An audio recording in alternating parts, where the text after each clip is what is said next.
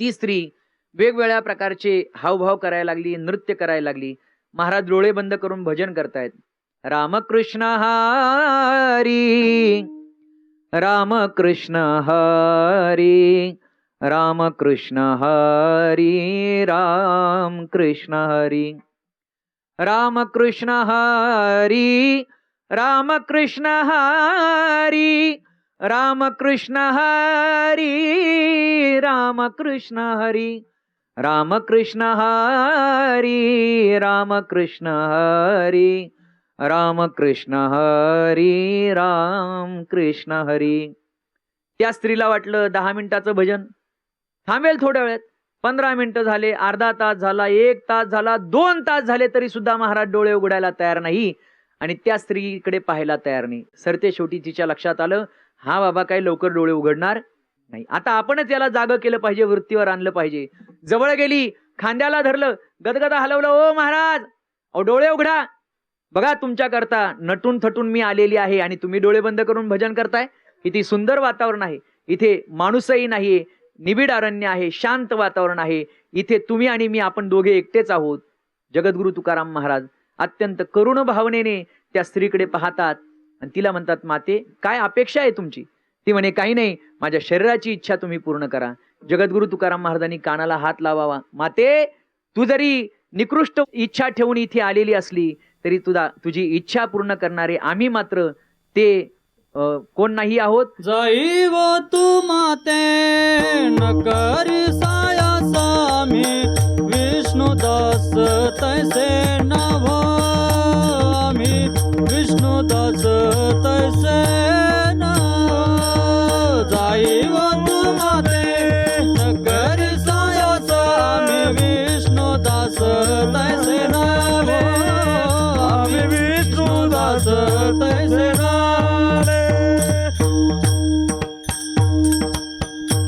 तुका म्हणे तुझ पाहिजे भ्रतार, तरी काय नर थोडे झाले.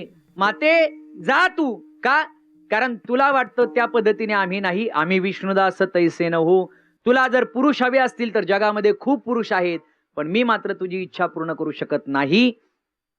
तो माझा स्वभाव नाही. विष्णुदासाने परस्त्रीकडे पाहत असताना, पराविया नारी रखुमाई समान, गेले हे नेमून ठाईचेची. इतर स्त्रीकडे पाहत असताना ती माझी आई आहे, ती माझी बहीण आहे, या उदात्त दृष्टिकोनातून आपण पाहिलं पाहिजे. लक्षात ठेवा, महाराजांच्या या वचनाचा अंगीकार जर आज वर्तमान काळामध्ये जर केला तर समाजामध्ये होणारे जे काही बलात्कार आहेत ते थांबले जातील. स्त्री मातेवर होणारा जो काही अनन्वित अत्याचार आहे तो थांबला जाईल. लक्षात घ्या, छत्रपती शिवाजी महाराजांनी कल्याणच्या सुभेदाराची सून नजराणा म्हणून देऊ केली, महाराजांनी ती स्वीकारली नाही. छत्रपती शिवाजी महाराज म्हटलं, ही माझ्या आई समान आहे, मी हिचा अंगीकार कसा करावा? मला वाटतं छत्रपती शिवाजी महाराजांसमोर हा आदर्श जर कोणाचा असेल तर तो जगद्गुरु तुकाराम महाराजांचा. विठाला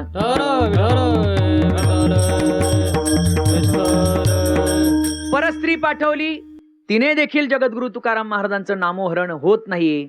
मग सरते शेवटी काय करावं? मग आता तुकाराम महाराजांची तक्रार दशग्रंथी असणाऱ्या रामेश्वर भट्टांपर्यंत पोहोचवली. ऐकलं का रामेश्वर भट्टजी, आपण प्रकांड विद्वान आहात. आपण एवढे विद्वान असताना देखील आमच्या देहू गावामधील एक तुकाराम विद्वत्तेची शेखी मिरवतोय. वेदाचा तो अर्थ आम्हासीच ठावा, येराणी वहावा भार माथा. त्याला फार वेद कळतात असं सांगतोय. सामान्य कुळामध्ये जन्माला आला, वेद पठणाचा अधिकार नसताना देखील वेदाचं तत्वज्ञान प्राकृत म्हणजे मराठी भाषेमध्ये लोकांपर्यंत पोहोचवतोय आणि मी खूप ज्ञानी, मी फार बुद्धिमान, अशा प्रकारची शेखी मिरवतोय. त्याला तुम्ही धडा शिकवा. रामेश्वर भट्टांनी कोणत्याही प्रकारची शहानिशा न करता जगद्गुरु तुकाराम महाराजांना वाघोली येथे बोलवलं आणि बोलवल्यानंतर सांगितलं, हे पहा, तुम्ही जे अभंग निर्माण करता त्या अभंगाची समाजाला गरज नाहीये. जगद्गुरु तुकाराम महाराज अत्यंत विनयाने हात जोडून उभे राहिलेले आहेत.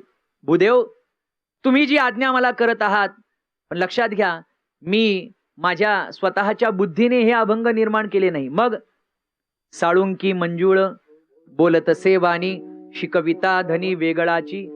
मी खऱ्या अर्थाने जर हे अभंग कशा माध्यमातून निर्माण करत असेल तर ही माझ्यावर असणारी भगवंताची विशेष कृपा आहे.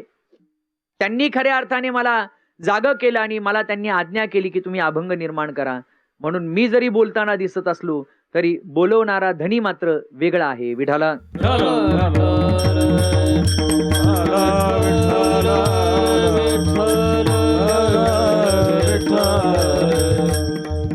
आता असं म्हटल्यानंतर तर मग रामेश्वर भट्टाचा पाराच चढला.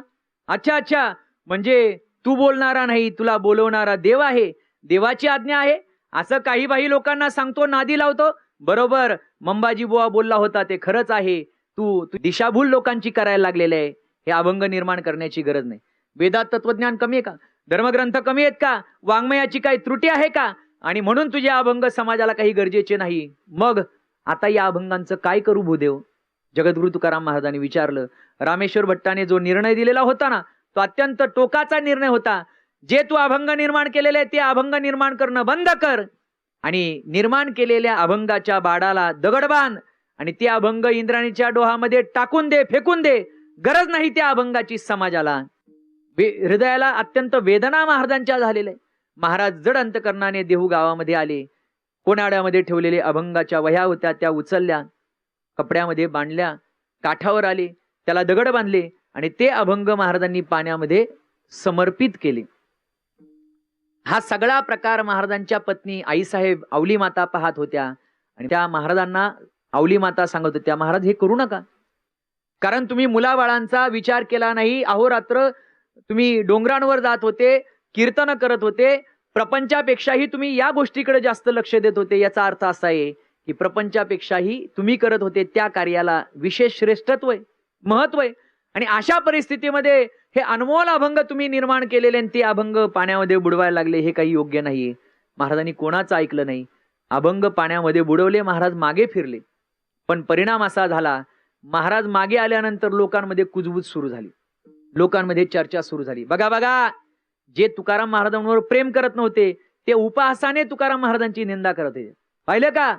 ऐकलं का? अहो तो बोल्लोबांचा तुकोबा. बाप गेल्यानंतर सगळ्या संसाराची राख रांगोळी केली.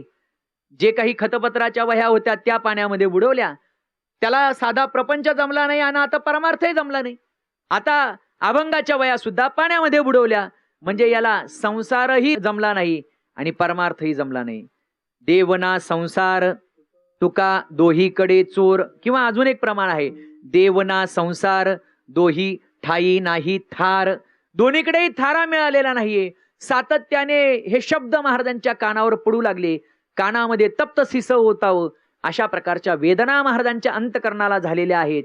आणि मग महाराजांनी ठरवलं की आता निर्वाण करायचं, आता अन्न पाण्याचा त्याग करायचा आणि ज्या डोहामध्ये अभंगाच्या वह्या बुडवलेल्या होत्या त्याच डोहाच्या काठावर बसायचं आणि देवाचा धावा करायचा. महाराजांनी एक शिळा पाहिलेली, त्या ठिकाणी महाराज बसलेत.